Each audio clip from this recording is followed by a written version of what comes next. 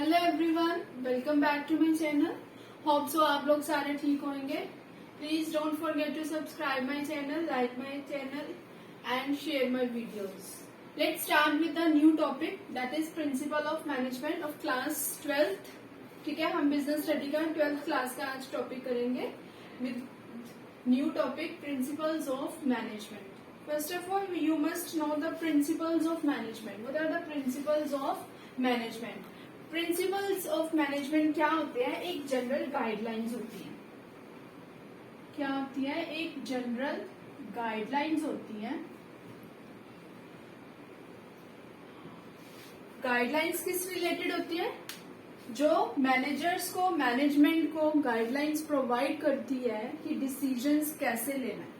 तुम लोगों ने अपने मैनेजमेंट में कैसे डिसीजंस लेना है, क्या तुम्हारे उस वक्त दिमाग में होना चाहिए, ठीक है, कैसे लेना है, फुलर यूटिलाइज्ड रिसोर्सेज करने हैं, कैसे जो जो डिसीजंस, जो रिस्पॉन्सिबिलिटीज, जो अथॉरिटीज जो उन्होंने डिवाइड करनी है, वो सब इसमें general guidelines principles of management में होती है।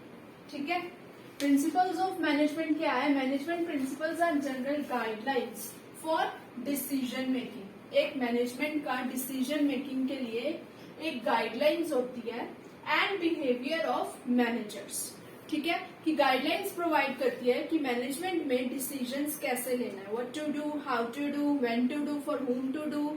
ठीक है, ये सब डिसीजंस गाइडलाइंस होती है, उसको हम बोलते हैं मैनेजमेंट प्रिंसिपल। एक हेनरी फ्यूल्स ने 14 प्रिंसिपल ऑफ मैनेजमेंट करे हैं। आज हम वही 14 principles of management one by one discuss करेंगे। Let's start with the 14 Henri Fayol's principles of management. Today we will discuss 14 principles of management which are described by the Henry Fayol. Henry Fayol के द्वारा describe करे गए 14 principles of management. We will discuss one by one. Let's start.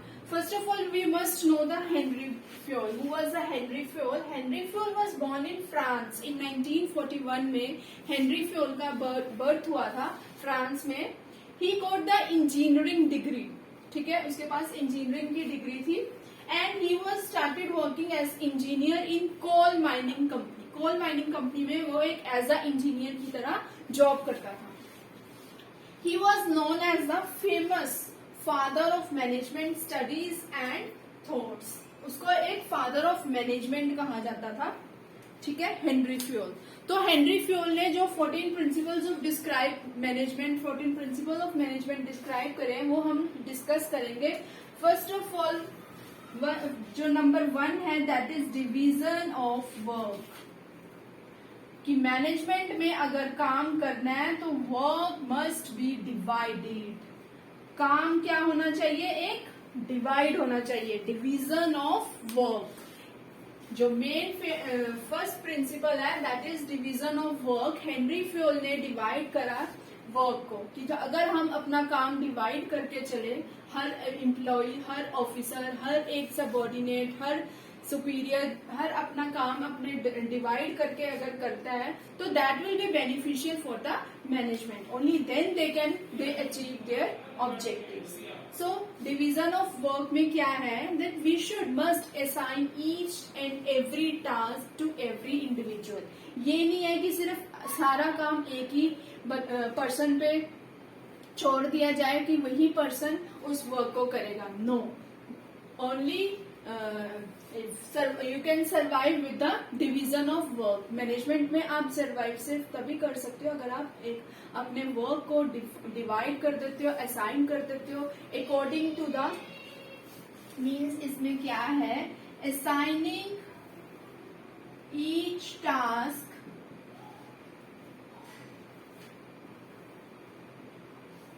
to an individual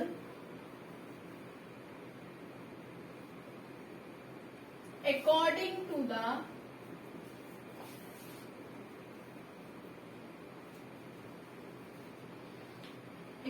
to their caliber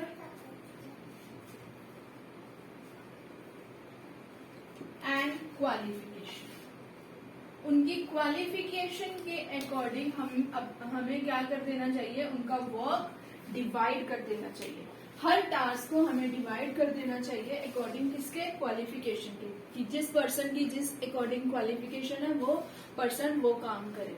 ठीक है, तो ये था हमारा first principle, division of work. Second जो हमारा प्रिंसिपल है that is authority and responsibility. ठीक है, authority and responsibility.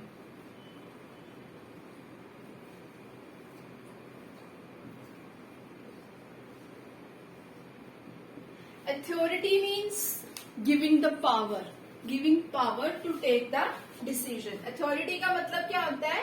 Giving power to take the decision. किसी को पावर देनी कि अपना वो डिसीजन ले सके, to take decision. और responsibility, completion of task at a right time. हमारी रिस्पॉन्सिबिलिटी है अपनी टास्क को फिनिश करना एक पर्टिकुलर टाइम पे। Responsibility means completion of task at right time. ठीक है,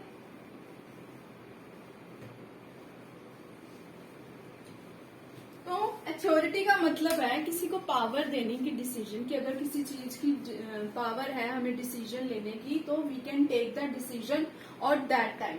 और रिस्पॉन्सिबिलिटी का means completion of task at right time, कोई भी टास्क को कंप्लीट करना एक सही टाइम पर, उसको वो हमारी क्या है, एक रिस्पॉन्सिबिलिटी है।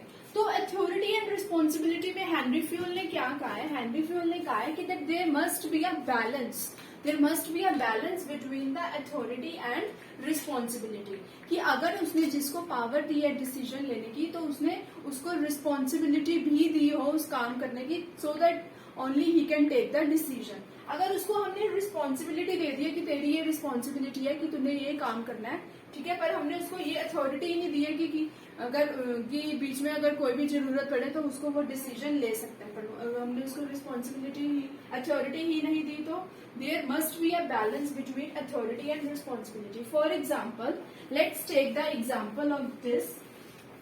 एक कंपनी है, ठीक है, उसने 1000 यूनिट्स प्रोड्यूस करने हैं, ठीक है, 1000 यूनिट्स प्रोड्यूस करने हैं इन 1 डे।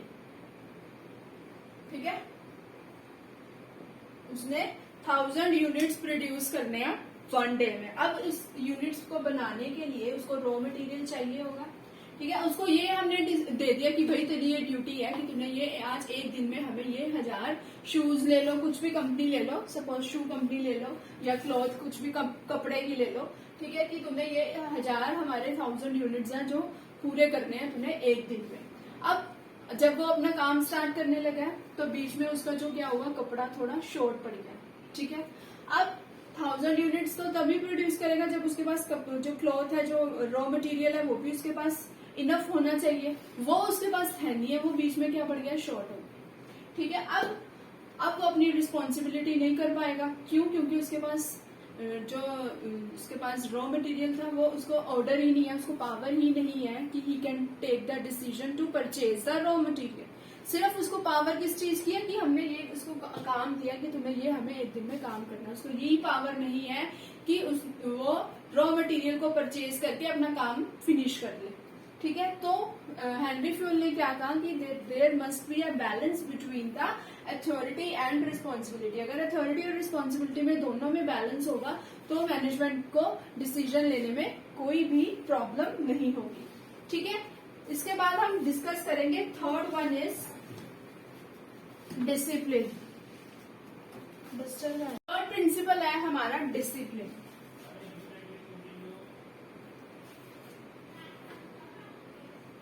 ठीक है, डिसिप्लिन क्या है? हेनरी फ्यूल ने डिसिप्लिन में क्या डिस्क्राइब करा है? कहीं भी चले जाओ, स्कूल चले जाओ, ऑफिस चले जाओ, कहीं पर भी चले जाओ, डिसिप्लिन इज रिक्वायर्ड। हर जगह डिसिप्लिन क्या है? रिक्वायर्ड है, ठीक है। तो सिमिलरली ऐसे ही मैनेजमेंट में भी discipline is the required. Discipline क्या है? It is required at every level of management. Her level of management में डिसिप्लिन क्या है, रिक्वायर्ड है। क्यों, कैसे डिसिप्लिन कैसे रिक्वायर्ड है? अगर तो जो हाई लेवल मैनेजमेंट है, ठीक है, हाई लेवल मैनेजमेंट को भी डिसिप्लिन रिक्वायर्ड है। क्यों? क्योंकि अगर वही नहीं डिसिप्लिन में होंगे तो वो अपने जो मिडिल मैनेजमेंट है या जो लोअर लेवल मैनेजमेंट है उनको कैसे वो गाइडलाइन करेंगे। ठीक है, हाई लेवल मैनेजमेंट को हम लोग कैसे करेंगे? अगर हम मिडिल लेवल मैनेजमेंट को इंस्पायर ही नहीं करेंगे तो डिसिप्लिन हमारा नहीं होगा। अगर high level management proper discipline में होगा, स्ट्रिक्टली डिसीजंस लेगा, प्रॉपर गाइडलाइंस देगा मिडिल लेवल मैनेजमेंट को, तो मिडिल लेवल मैनेजमेंट आगे गाइडलाइंस देंगे लो लेवल मैनेजमेंट को। तो ऐसे जो है हमारा सिमिलर डिसिप्लिन एक्शन चलते रहेंगे। ठीक है, अगर हमारी जो गाइडलाइंस बनाई गई है, सपोज कोई भी अगर हमारा एम्प्लॉइज है बनाई हुई गाइडलाइंस को फॉलो नहीं करता तो उसके रिगार्डिंग स्ट्रिक्ट एक्शंस भी लिए जाते हैं, पेनल्टीज भी पे की जाती है, उसे फाइन वगैरह उसे पे करवाए जाते हैं कि that he is not following the discipline. तो हेनरी फ्यूल ने कहा कि अगर मैनेजमेंट में रहना है तो डिसिप्लिन तो जरूरी है। ठीक है, तो डिसिप्लिन क्या है, हर लेवल ऑफ मैनेजमेंट में दिखाया जाता है कि अगर कोई भी any of the subordinate break the rules, ठीक है, कोई भी सबऑर्डिनेट कोई भी एम्प्लॉइज रूल्स को ब्रेक करता है तो ही और शी विल बी पनिशेबल। ठीक है, विथ पेनल्टीज, विथ फाइन्स, तो उनको पनिशमेंट भी दी जाएगी। तो ये था हमारा third principal, that is discipline. Fourth one is unity of command. Fourth हमारा प्रिंसिपल है unity of command. Unity of command में क्या है, कमांड में ही पता चल रही है that there should be command by only one boss. ठीक है, सिर्फ कमांड जो होनी चाहिए वो एक वन बॉस के ही होनी चाहिए। ये नहीं है कि कोई भी हमें बोली जा रहा है ये काम कर दो, वो काम कर दो, ये काम, तो वी विल कंफ्यूज। ठीक है, अगर हमें कोई कहीं से भी गाइडलाइंस आई जा रही है, ठीक है, सारे लेवल टॉप लेवल मैनेजमेंट अपनी दे रहे हैं, हमें मिडिल वाले अपनी दे रहे हैं, लो लेवल वाले मैनेजमेंट हमें अपनी गाइडलाइंस दे रहे हैं, तो देन वी विल कंफ्यूज। तो unity of command means that जो भी हमें एक कमांड गाइडलाइन जो गाइडर होना चाहिए that there should be only and one boss. ठीक है, तो यूनिटी ऑफ कमांड में क्या है, one and only one boss for each and every. एक वन बॉस होना चाहिए जो हमें गाइडलाइंस दे, जो हमें डायरेक्शंस दिखाए। ठीक है, फॉर एग्जाम्पल अगर हम एक एम्प्लॉय है, जैसे प्रोडक्शन डिपार्टमेंट में एक एम्प्लॉय है, ठीक है, वो हमें असाइन किस रिलेटेड करेगा, प्रोडक्शन के रिलेटेड ही करेगा। ठीक है, प्रोडक्शन डिपार्टमेंट है तो प्रोडक्शन के रिलेटेड ही करेगा। तो अगर जो हमारा अदर बॉस है, अनदर जो हमारा बॉस है सेल्स का या फाइनेंस का, किसी का भी ले लो, वो हमें गाइडलाइंस नहीं कर सकता। क्यों? क्योंकि we are in production department, हम सिर्फ प्रोडक्शन डिपार्टमेंट में हैं। तो यूनिटी ऑफ कमांड में क्या है कि दैट देयर शुड बी, अगर कोई हमें इंस्ट्रक्शंस दे रहा है that should be given by only one boss, otherwise we will confuse. ठीक है, ये था हमारा फोर्थ प्रिंसिपल। उसके बाद हमारा फिफ्थ प्रिंसिपल है unity of direction.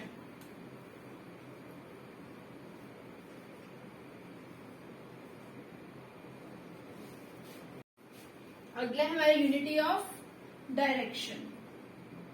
Unity of direction means one plan head, one plan, one head, one plan, कि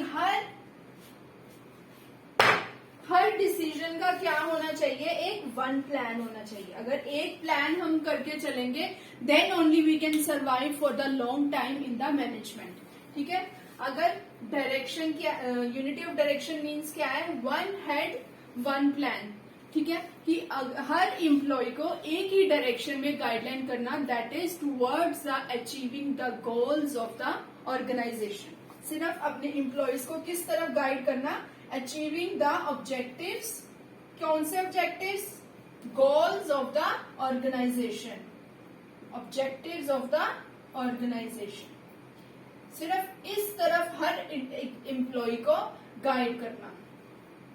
अगर कुछ भी हम अपना बिजनेस स्टार्ट कर रहे हैं, ठीक है, हमारे प्लान्स ही नहीं, डिफरेंट हमारे प्लान्स है, एक प्लान ही नहीं है, हमारी इतनी प्लानिंग होएगी, कोई क्या बोल रहा है, कोई क्या, तो हर एक कंट्रीब्यूशन करके हर एक एम्प्लॉय का, ठीक है, एक पर्टिकुलर वन प्लान उसको बना के देन अपनी ऑर्गेनाइजेशन में अचीव करने ऑब्जेक्टिव्स को, ठीक है। जैसे for example we can take the example, एक कंपनी है, ठीक है, जैसे वो डिफरेंट लाइन ऑफ प्रोडक्ट्स बना रही है, जैसे ये पतंजलि सोप बना रही है,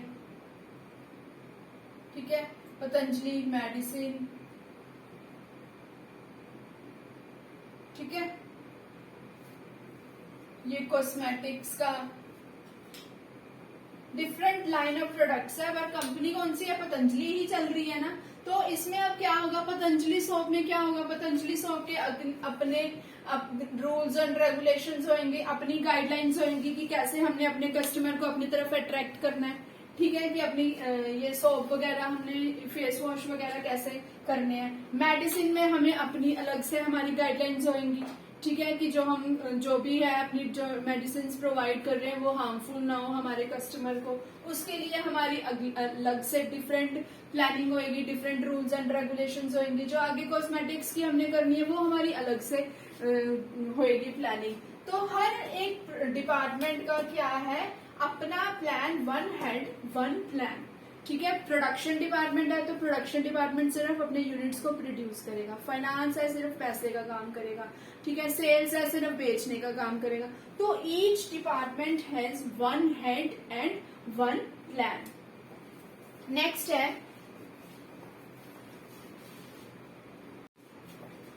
है हमारा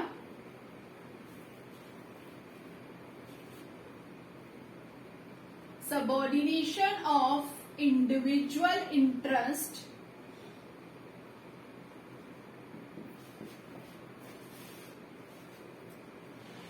to general interest।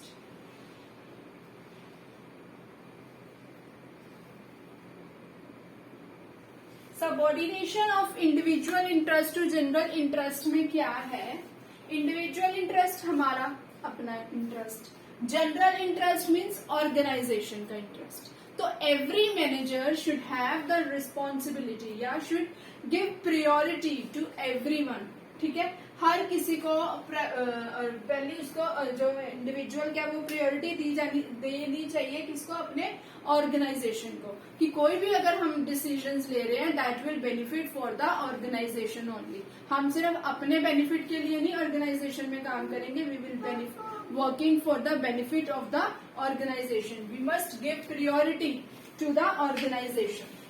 ठीक है, फर्स्ट प्रायोरिटी क्या होगी एक मैनेजर की, ऑर्गेनाइजेशन, कि जो भी हम डिसीजन ले that will for the benefit of the organisation. First priority given to the organisation, ठीक है। फॉर एग्जाम्पल, ठीक है, फॉर एग्जाम्पल एक मैनेजर है, उसने एक रॉ मटेरियल पर बाय करना है, ठीक है, सपोज उसने रॉ मटेरियल बाय करना है। रॉ मटेरियल को बाय करने के लिए वो पहले सारे डिसीजंस लेगा कि raw material that should be only cheap, that should not be costly, कोई कॉस्टली नहीं होना चाहिए, ठीक है, और रॉ मटेरियल जो होना चाहिए वो अच्छी क्वालिटी का होना चाहिए। पहले खरीदने वक्त वो ये इन चीजों का ध्यान रखेगा कि जो मैं रॉ मटेरियल खरीदने लगा हूँ वो क्या होना चाहिए, that should not be costly, महंगा नहीं होना चाहिए, वो मेरी ऑर्गेनाइजेशन के बजट के अंदर ही हमें रॉ मटेरियल मिल जाए, ठीक है, और जो क्वालिटी है वो भी अच्छी होनी चाहिए, क्वालिटी कोई पुअर क्वालिटी के नहीं होने चाहिए raw material, that should B of good quality. तो अब वो परचेज करने के लिए पहले अगर जैसे सपोज ए और बी और ये सी तीन फर्म्स हैं जिनमें से उसने इस रॉ मटेरियल को परचेज करने के लिए सोच रहा है, और जो सी है वो उसका क्या है, ब्रदर है, कजन ब्रदर है, ठीक है, कजन ब्रदर है जो सी फर्म है। अब ए जो है वो क्या दे रही है, वो थोड़ा कॉस्टली दे रही है, ठीक है, ए जो फर्म है वो उसको रॉ मटेरियल क्या लग रहा है, उसमें उसका कॉस्टली लग रहा है, और जो बी दे रही है वो थोड़ा चीप दे रहा है, वो थोड़ा उसके जो रेट है उसके क्या है, रेट डाउन है, और जो सी है वो भी थोड़े रेट कम में दे रहा है। ठीक है, जो उसका रिलेटिव है सी जो, वो भी है थोड़ा कम दे रहा है। और जो अब क्वालिटी है, जो बी है ये गुड क्वालिटी दे रहा है, गुड क्वालिटी दे रहा है, क्वालिटी भी देखनी है उसमें। जो सी है ये गुड क्वालिटी नहीं दे रहा, ये थोड़ी बैड क्वालिटी दे रहा है, इसकी जो क्वालिटी है क्लॉथ की, रॉ मटेरियल की, वो क्या है, बैड, अच्छी नहीं है, पुअर क्वालिटी का वो दे रहा है। तो अब instead of buying from his cousin he will prefer to the B. ठीक है, वो अपने सी अपने कजन ब्रदर को क्रॉस करके he will buy from the B only. क्यों? क्योंकि उसको एक तो वो कम रेट में दे रहा है बी, और गुड क्वालिटी भी दे रहा है। जो उसका कजन ब्रदर था उसकी क्वालिटी क्या थी, वो अच्छी नहीं थी।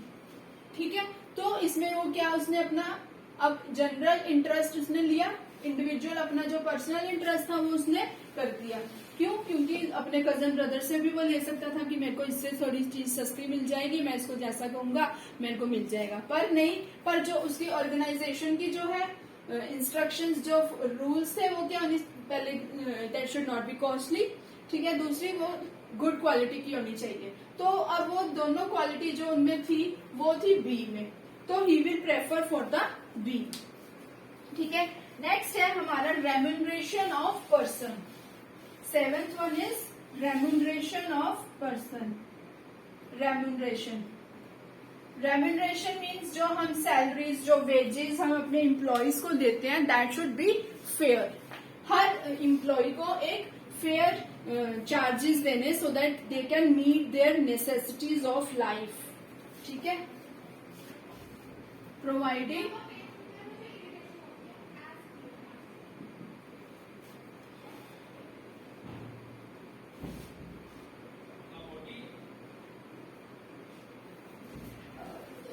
fair wages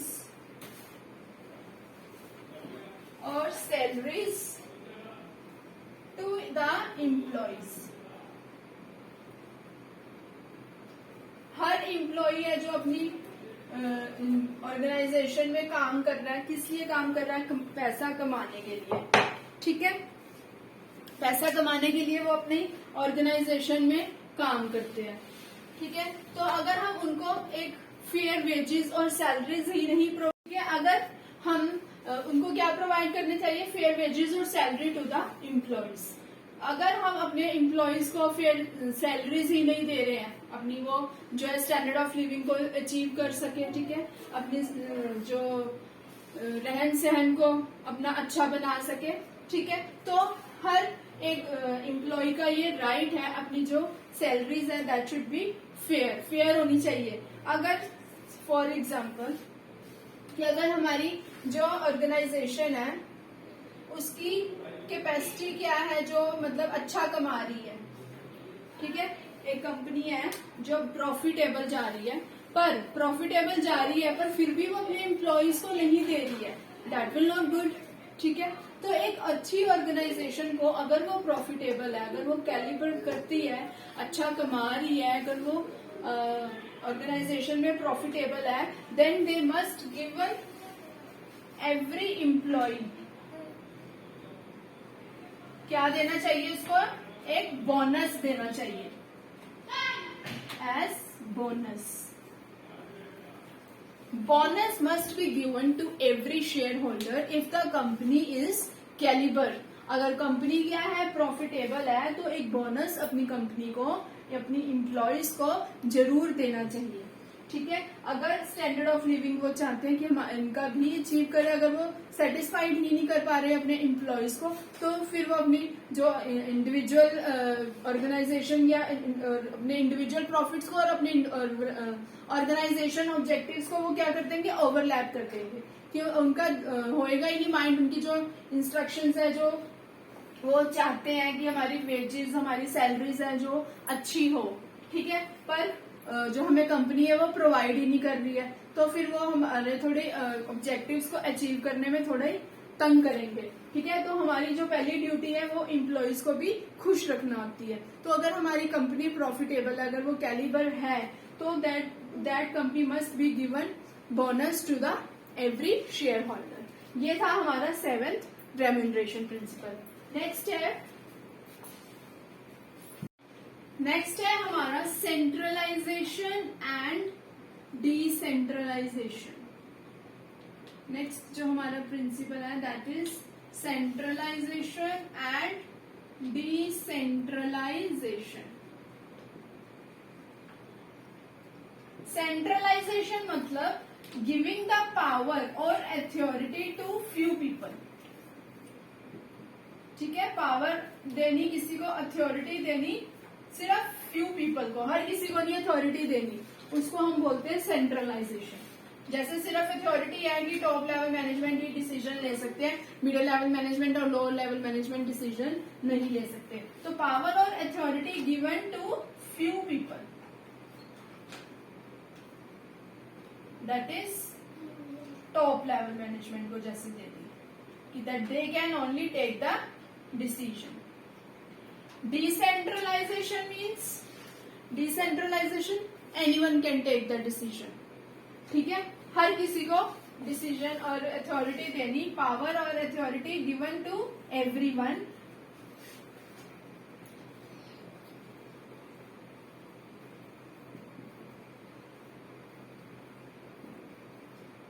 हर किसी को पावर और अथॉरिटी दे देनी that they can take the decision, ठीक है। ये है हमारा सेंट्रलाइजेशन।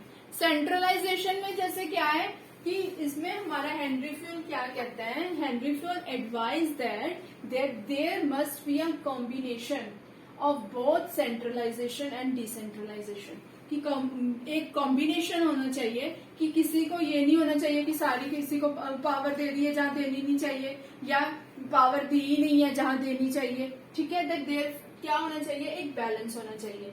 वही पावर देनी चाहिए जहां टॉप मैनेजमेंट को जैसे पावर दे दी, जैसे फॉर एग्जांपल है, जैसे मैंने उसमें पीछे भी अथॉरिटी एंड रिस्पॉन्सिबिलिटी में आपको समझाया कि उसको अथॉरिटी दीनी है, रिस्पॉन्सिबिलिटी दे दी है कि तूने 1000 यूनिट्स प्रोड्यूस करने हैं, तो रिस्पॉन्सिबिलिटी को कंप्लीट करने के लिए उसको पहले अथॉरिटी भी तो देनी चाहिए कि वो रॉ मटेरियल को कैसे परचेज कर सके।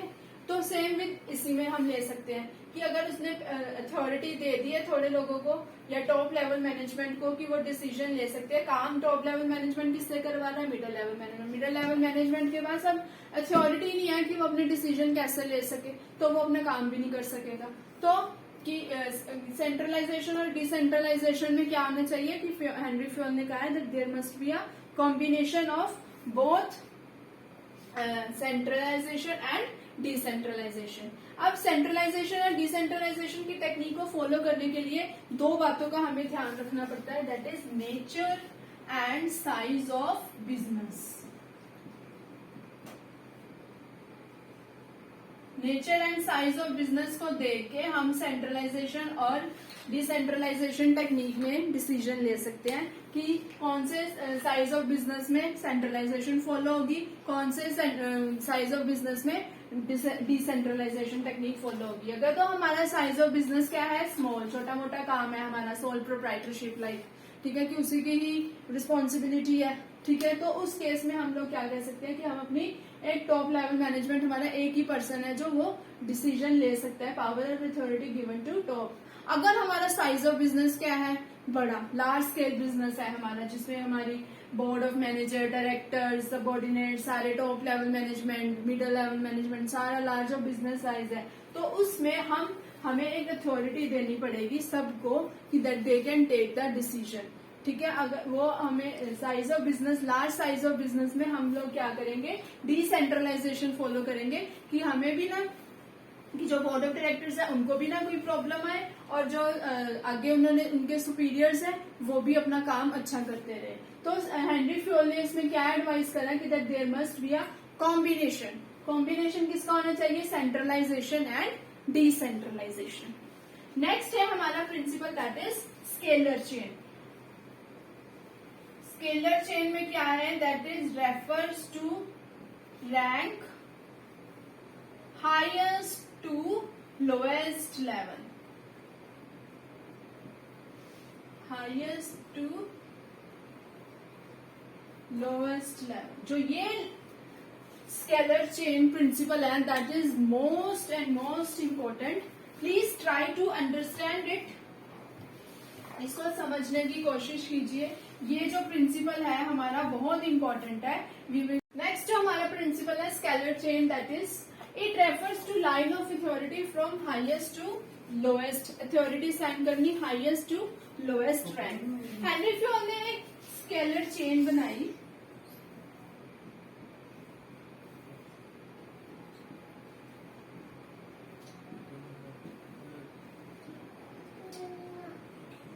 ये स्केलर चेन है। सपोज ए क्या है, टॉप लेवल मैनेजमेंट है, ठीक है। और जो बाकी है जैसे वो सुपीरियर, सबऑर्डिनेट, ये top level management, sorry lower level management है, ये सारे, ठीक है।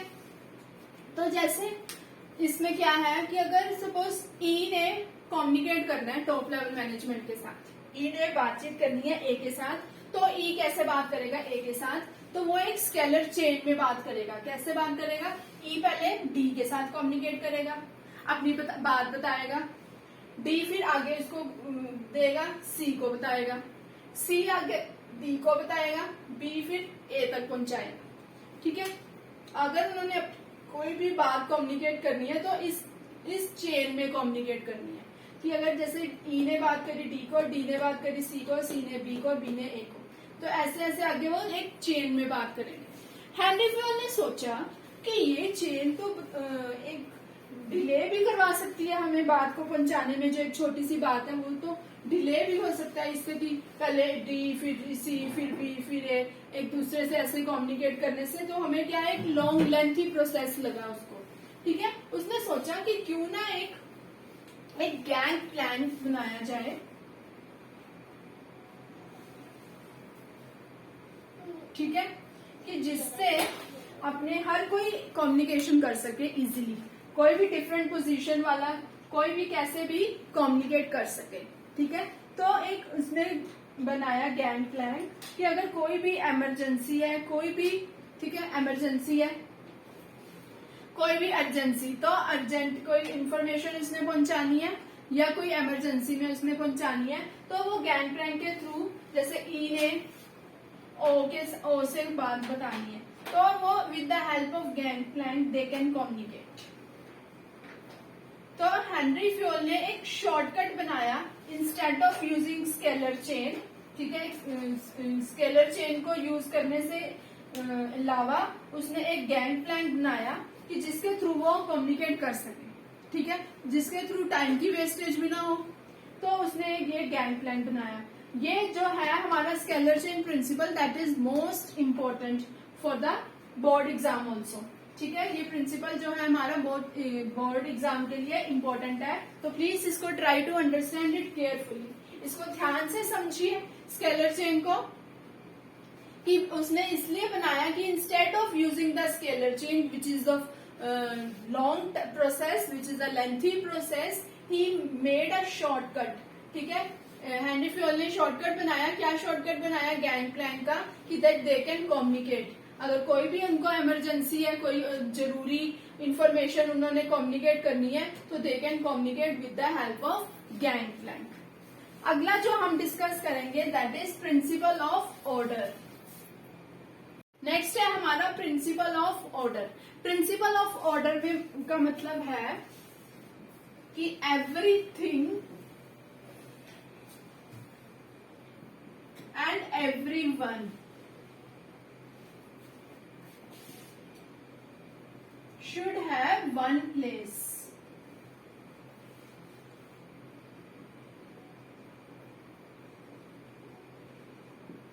हर चीज की और हर किसी की एक जगह होनी चाहिए। ये नहीं है कि कोई भी चीज किसी की कहीं भी रख दो। तो जो भी कोई भी चीज है या कोई भी है, should have their one place, ठीक है।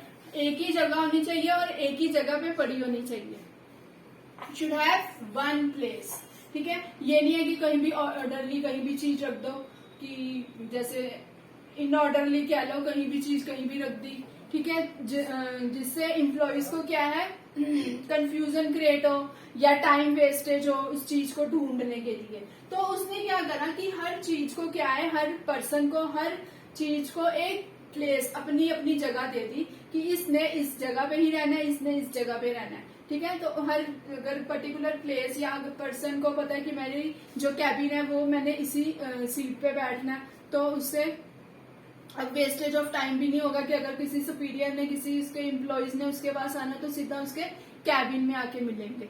ठीक है, अगर बोर्ड ऑफ डायरेक्टर किसी मीटिंग्स में जाना है तो एक मीटिंग वाली जो है कैबिन वो अलग से बना दिया। ठीक है, हॉल। और तो मेन जो इसका पर्पस क्या है, दैट एवरीथिंग और everyone should have one place. हर एक पर्सन का, हर एक चीज का क्या होनी चाहिए, एक अपनी एक वन प्लेस होनी चाहिए। ठीक है, जैसे फॉर एग्जाम्पल अगर कोई ऑर्गेनाइजेशन में एक एम्प्लॉय को किसी की टूल की जरूरत पड़ती है, तो वो टूल अगर वो अपने ऑर्गेनाइजेशन में ढूंढेगा तो उसको एग्जैक्ट जगह पता होनी चाहिए कि ये जगह है इस ड्रॉर में या इस पर्टिकुलर प्लेस में पड़ी है, तो वो ले सकता है। अगर उस टूल की पर्टिकुलर कोई प्लेस ही नहीं है तो वो ढूंढता रहेगा, इधर जाएगा उधर जाएगा, जिससे वो क्या करेगा, मेस्मराइजिंग करेगा, सारी चीजें इधर उधर उथल पुथल होएगी। ठीक है, तो प्रिंसिपल ऑफ ऑर्डर का मीन्स क्या है, कोई भी चीज या किसी भी पर्सन की क्या होनी चाहिए, एक वन प्लेस होनी चाहिए। ये थे हमारे आज 14 प्रिंसिपल ऑफ मैनेजमेंट थे। तो आज के टॉपिक में, आज की वीडियो में हमने 10 जो है प्रिंसिपल डिस्कस करे हैं। नेक्स्ट 4 जो है हम अगली वीडियो में डिस्कस करेंगे।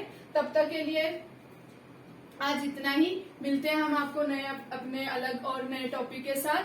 Thank you, have a nice day. Please don't forget to subscribe my videos. अगर आपको मेरा चैनल अच्छा लग रहा हो, मेरी वीडियोस अच्छी लग रही है तो प्लीज ज्यादा से ज्यादा फॉलो करें, ज्यादा से ज्यादा शेयर करें। Please don't forget to subscribe my channel. Thank you.